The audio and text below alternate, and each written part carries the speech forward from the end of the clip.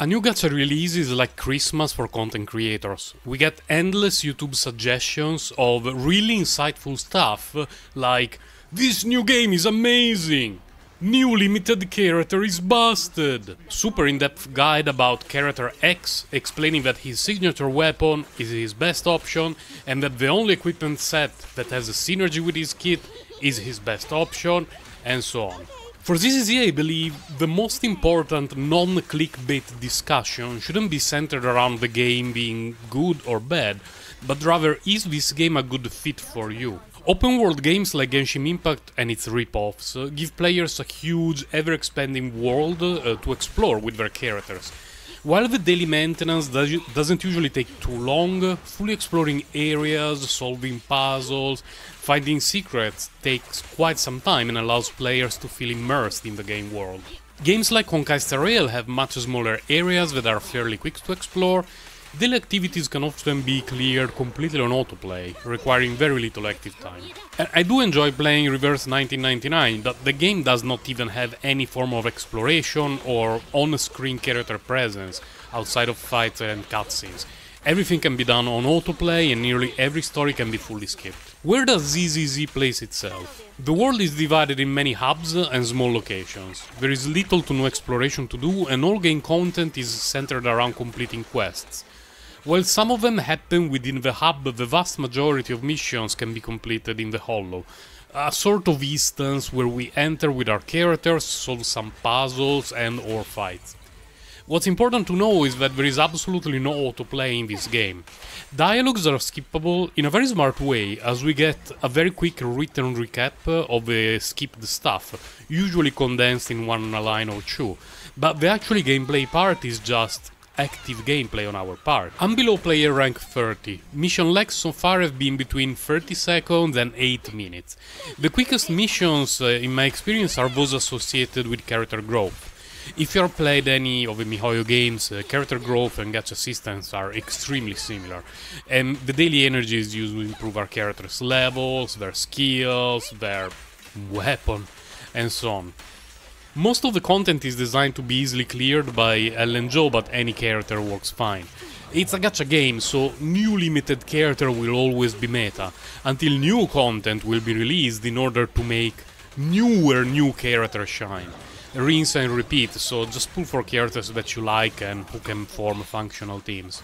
Story missions can take a bit longer, but they're fairly short compared to other games. Most of their stories work as a way to set up hollow stages where we take our characters into battle. While I do enjoy the fight mechanics, I will say this. With keyboard and mouse or a controller, they're great. But on a touch screen, they just don't work for me. Your mileage may vary, but on my smartphone I often find myself pressing action buttons semi-randomly with my overly large right thumb. The combat system is way more complex and fast-paced than, say, Genshin Impact, so I would highly suggest using a controller or mouse and keyboard. My smartphone is a mid-range phone from a year and a half ago and the game runs fine on it, but on PC it looks way better, and it runs at unlimited FPS, so just play on a PC if you can. Not only does it look great, but the sound design is fantastic. I know that eventually MiHoYo will release a new world or a hub with some unbearable jazz music. But so far the music in the game has been nothing short of fantastic. If you're a fan of electronic music and its many subgenres, then the game is worth playing even just for that. And if you have a sound system with a subwoofer, for the love of God, turn it on and enjoy.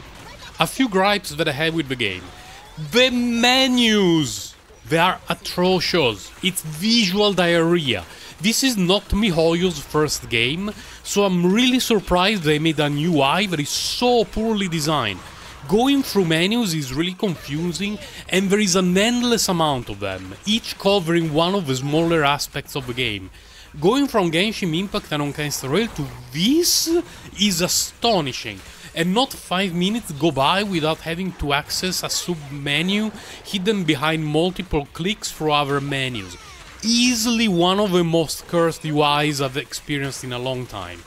An elemental system is there, yay! Why do I consider it a problem? Because it simply means that eventually, in order to promote new characters, we will get content that hard counters certain elements and heavily favors new limited character element.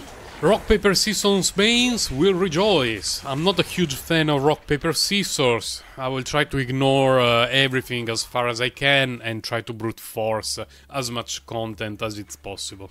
I miss my characters. It's a very small thing, but the fact that we cannot walk around with our characters annoys me quite a bit. We only use our selected main character to go around the world. The characters we pull are only usable in fights. I didn't think about it very much before the game released, but now I feel a bit bad about it. I would like to have my Ellen Joe walk around and all the other characters that I pull for. I highly suggest you to try the game to see if it's going to be a good fit for you. The early game literally flies by. It's very fast-paced, and through the course of several missions, we get to try a multitude of characters.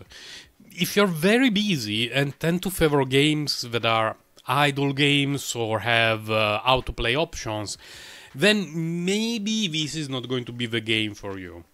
But if you want a combat-focused game where the vast majority of content is centered around quests and fights that can be completed in a fairly short playing session, then this game gets a really thick thumbs up from me. I've been having a lot of fun these couple of days.